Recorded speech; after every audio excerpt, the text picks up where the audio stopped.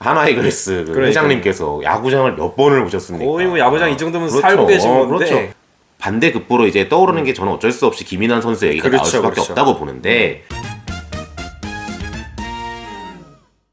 그게 사실은 선발 투수한테 안길 금액이에요. 그렇죠. 그런 금액들이 그렇죠. 같은 엄밀하게 따져보면은 근데 불펜 투수들까지도 이제 그 정도 금액을 받아가니까 뭐 선발 자원이라 하면은 뭐 말도 못하는 거죠. 그러게요.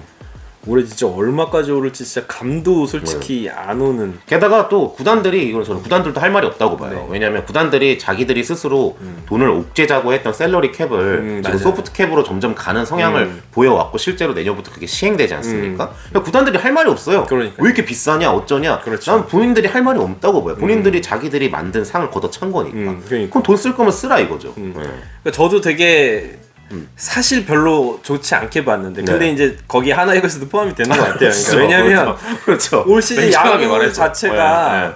워낙 이게 커졌어요. 인기가 네. 그쵸, 그걸로 막 돈도 벌고 이러니까 그렇죠. 그쵸. 거기 결정적인 건 그리고 뭐 우리가 다 아는 얘기지만 네. 결국 이 프로야구단은 최고 오다를 내려주는 분의 그 네. 마음가짐이 중요한 거 아니겠습니까? 올해만 봐도 네.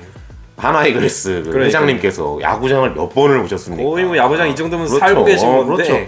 그리고 게다가 마지막에는 그 회장님의 승률까지 한화가 계산해가지고 맞아요. 보도자료로 뿌렸단 말이에요. 맞아요. 네. 그거는 원래는 이제 오너분께서도 굉장히 관심이 많다는 거고 그만큼 야구단에 대한 애정이 더 깊어지고 내년에 신구장까지 온다. 그러면 사실 총알적인 면에서는 든든한 지원을 받을 수도 있는 거죠. 그러니까요.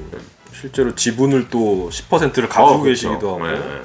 자, 그러면 여기 오프 시즌 이슈에 대한 건 뭐 여기까지 하도록 하고 최인호 선수 이야기 좀 궁금해하시는 분들이 많은데요. 그런 것 같아요. 그러니까 저도 느끼기에 딱 와서 최인호 선수 김경문 감독님 오시자마자 네. 최인호 선수가 약간 2군에 오랫동안 조금 수납된 게 아닌가. 그래서 맞아요.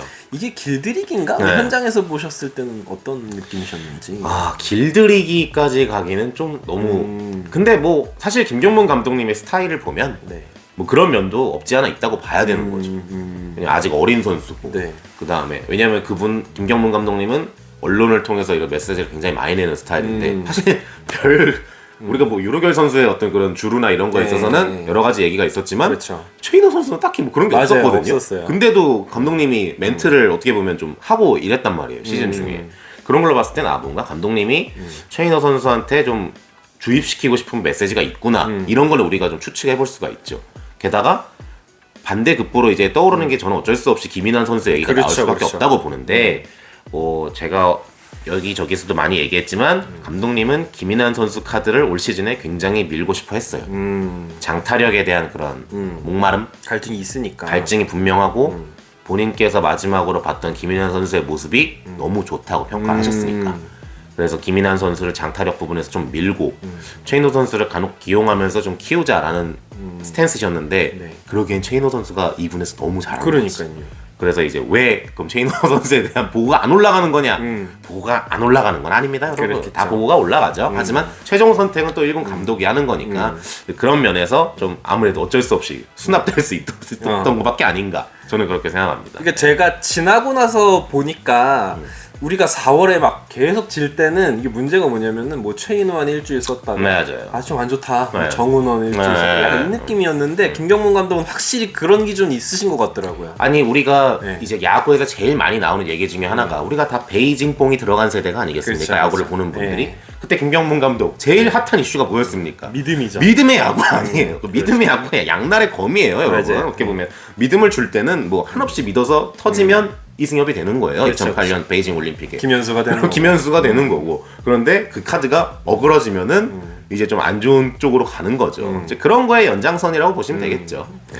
그래서 저도 지금 와서 생각해보면 차라리 뭐 김인환 선수 실컷 써보고 네. 또 내년에는 또 다른 선수들 기회 그렇죠. 또 이렇게 많이 주면 샘플이 쌓여야 결국은 그런 기록들이 의미가 있는 거니까. 아마 감독님이 저는 그렇게 생각해요. 지금 교육리그에 김인환 네네. 선수를 데리고 가잖아요. 네네. 아직까지는 미련이 남아 있는 것 같아요. 그렇죠, 그런 거 같아요. 아직까진 미련이 남아 있으니까 예. 분명 교육리그 가서 길게 보겠다는 거거든요. 내년 스프링 캠프까지. 요 기간에 김인환 선수하고 최인호 선수 정도의 그 경쟁은 아마 결정이 되지 않을까 싶어요. 네. 요 구간을 결국에는 누가 이겨내느냐 싸움이겠죠. 그렇습니다. 자, 그러면 조금 지난 이야기긴 한데 정우주 선수 드래프트, 뭐 뭐 한지훈 선수도 있었고, 네네네네. 권민규 선수도 있었는데 이 드래프트에 대한 하나이글스의 내부적인 평은 어떤지. 아니, 정우주 선수를 일단 뽑았다는 것 자체에서 그쵸. 본인들은 이제 높은 점수를 주죠. 왜냐하면 키움이 정현우 선수를 데려가겠다는 그 스탠스를 6월 달부터 밝혔거든요. 맞아요. 사실 그때부터 하나는 득을 한 거죠. 음. 정우주 선수에 대한 좀 평가가 여러 시장에서 좀 높았고, 다만 일부 스카우트진에서는 정우주 선수의 공이 생각보다는 그렇게 빠르게 느껴지지 않는다라는 평가를 하는 분들도 있었어요. 그거는 이제 익스텐션이나 이런 거 여러 가지 뭐 단점으로 평가되는 부분에 있어서 여러 얘기가 있지만, 그럼에도 불구하고 넘버 탑 2까지는 너무 훌륭하다. 그 안에 픽을 할 수 있는 하나가 정우주를 선택했다. 그건 일단 높은 평가를 가져가고, 그 다음에 이제 3라운드에 이제 한지훈 선수를 이제 네. 픽을 했는데, 그 픽도 상당히 하나에서는 엄청난 득을 했다고 생각하는 그렇죠. 픽이죠. 왜냐면 한지훈 선수가 그래도 2라운드 정도에서는 픽을 받지 않을까 이런 생각을 많이 했었는데, 포지션도 포수이기도 하고. 그렇죠. 그리고 우타자로서 요새 그런 장타력을 보이는 선수들이 생각보다 그 세대에 많지 않거든요. 근데 한지훈 선수가 워낙 이점이 있는 선수니까 한지훈 선수를 가져왔다는 거.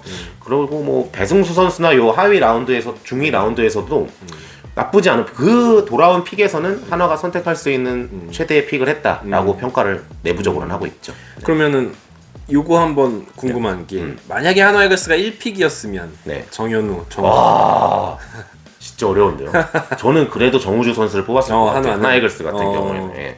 정우주 선수가 그 정도로 구속이나 이런 면에서 분명히 차고 들어오는 게 있고, 이 세대가 제가 계속 말씀드리지만 그 최근 3년 세대 중에서는 그나마 좀 불모지라고 불렸던 그 세대 중에 하나거든요. 네. 근데 여러 스카우트들도 예상 못한 부분이 있어요. 왜냐면 이 세대들이 그 1, 2년 사이로도 그렇지만 별로 좋은 건 아닌데 사교육 시장이 굉장히 활발합니다. 요새 예. 그 야구, 그렇죠. 레슨 막 그렇죠. 받고, 레슨이나 이런 게. 그러면서 또 성장도 이때 폭풍적으로 가니까 1년 단위로도 이 기량이 올라가는 게 다르대요. 그러니까 굉장히 정우주 선수 같은 경우에는 고2에서 고3으로 올라가는 겨울에 구속이나 구위나 이런 거에서 능력이 엄청 많이 올라간 케이스라고 하더라고요. 그러니까 저도 그게 기대돼요. 사실 고등학교 2학년 때는 이렇게까지 막 맞아요. 탑이 아니었는데. 근데 문동주 선수도 우리가 보면은 투수로 전향한 지 얼마 안 되면서 포텐셜을 터트린 스타일이거든요.